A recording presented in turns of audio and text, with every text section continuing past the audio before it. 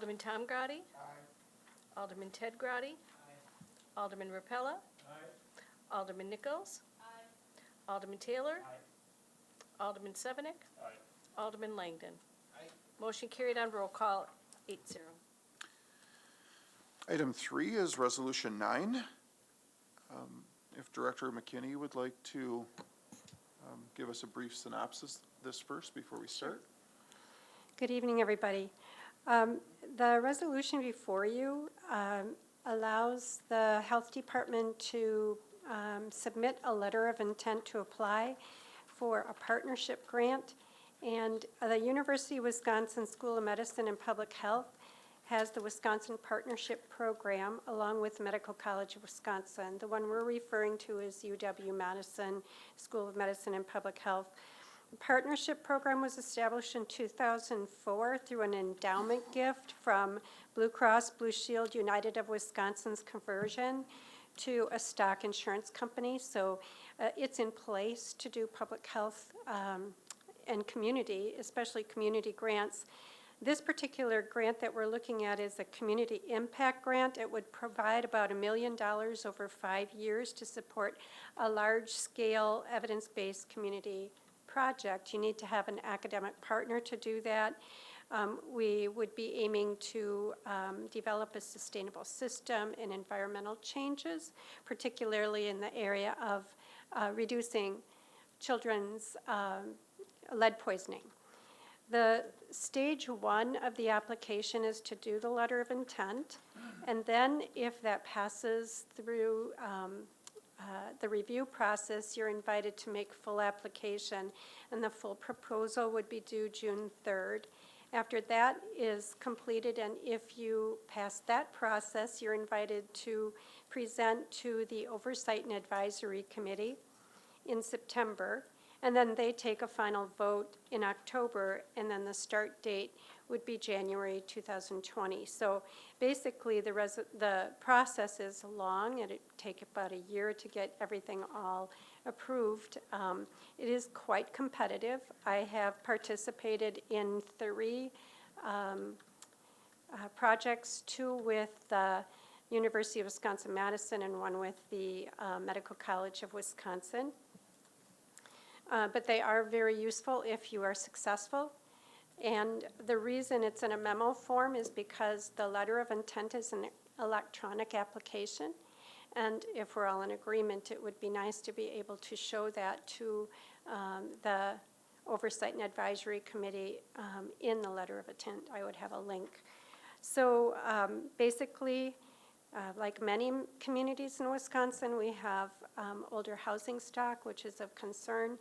I think we have all reviewed this quite extensively, but experts at EPA and CDC agree that there's no known safe level of lead in a child's blood. And so, with that comes multiple problems for the child as far as learning and IQ, ability to pay attention, and lifelong earning potential. For every dollar that you spend on lead, you save $17 to $220 returned in health benefits, increased IQ, higher lifetime earnings, tax revenue, reduced spending on special education, and reduced criminal activity.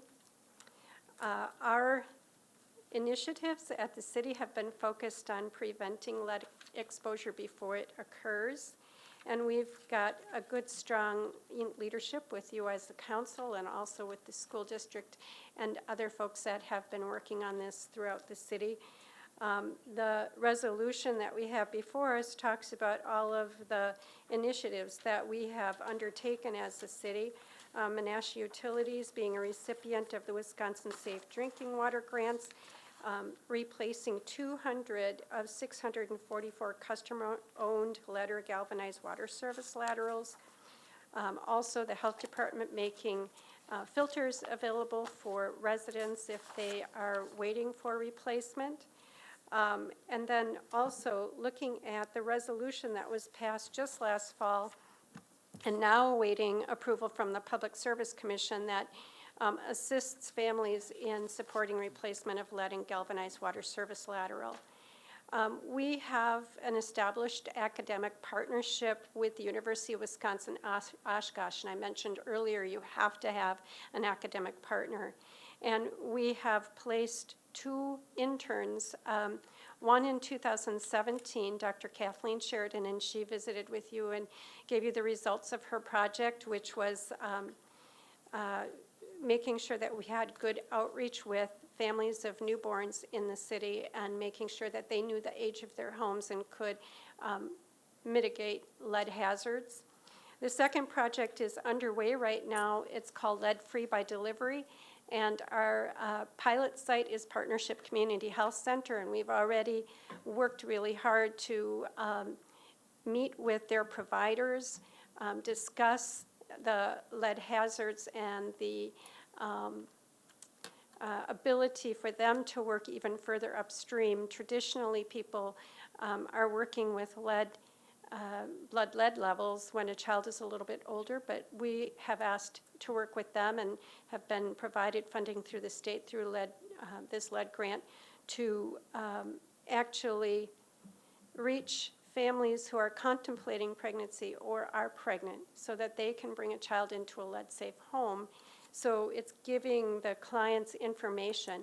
We also took the not lead database, but the home risk database that was developed by initially our department and Menasha Utilities, where we could look up the age of the home and then see if there were lead or galvanized pipes.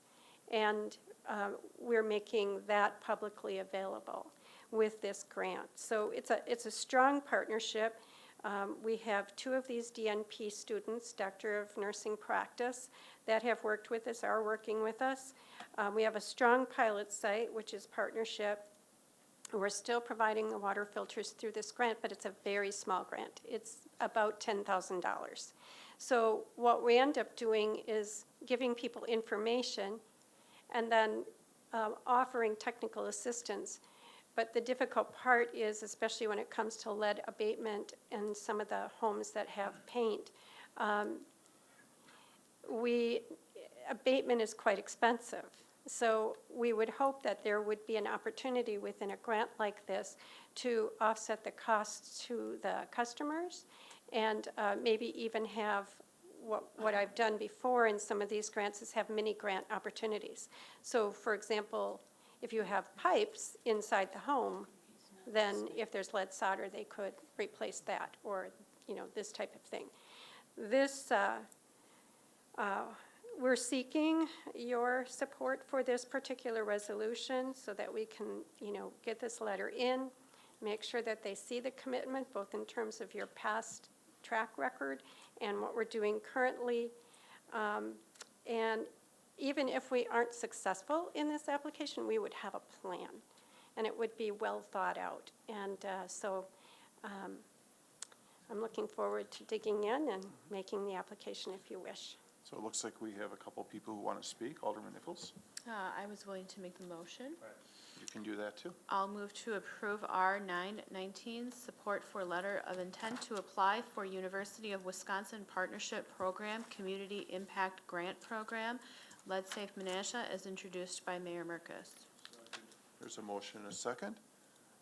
Do you have something you want to say? Yeah, thank you, Mayor. I just want to say that I hope that everybody out there that watches the council meetings on TV, that you realize, that you understand how fortunate that we are in the city of Menasha to have the health department that we have, the things that this director, Nancy McKinney, does for you out there.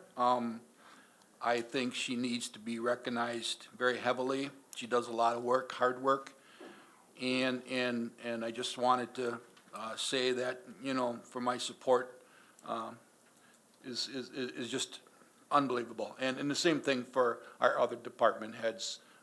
Boy, we just got a great group in the city, and I hope everybody out there really, really, when they watch these meetings, listen to what our department heads have to say. Thank you. I think Nancy's blushing.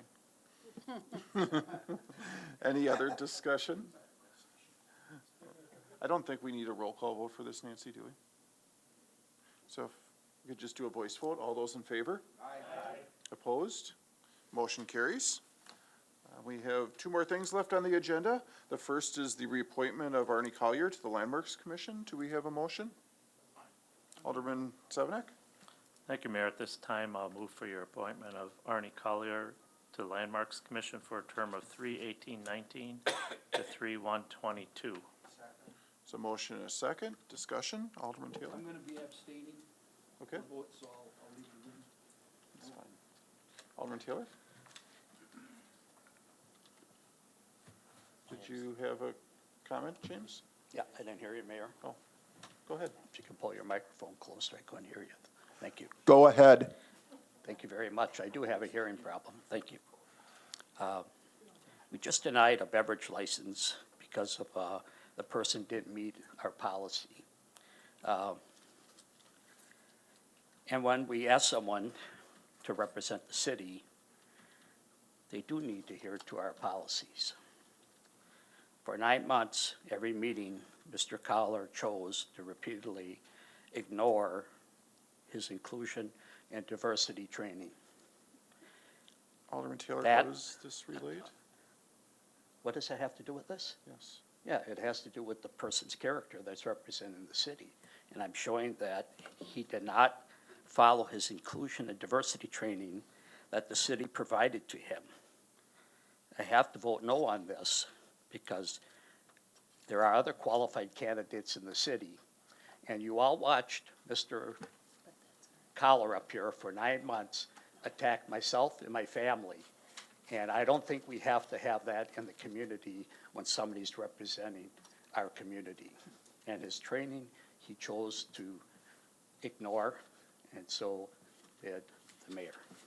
And there's other good candidates, Mayor, out there, and this isn't one of them. I'm just going to leave that where it is. Any further discussion? Seeing none, all those in favor? Opposed?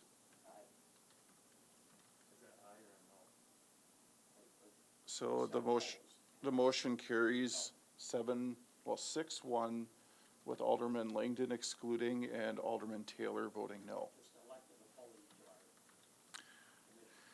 Item N is public comments on any matter listed on the agenda. You guys have gotten the opportunity once, and it looks like you're almost asleep back there. So seeing no one else, we'll move on to the Administration Committee if we have a motion to adjourn. All those in favor? We are adjourned. Thank you.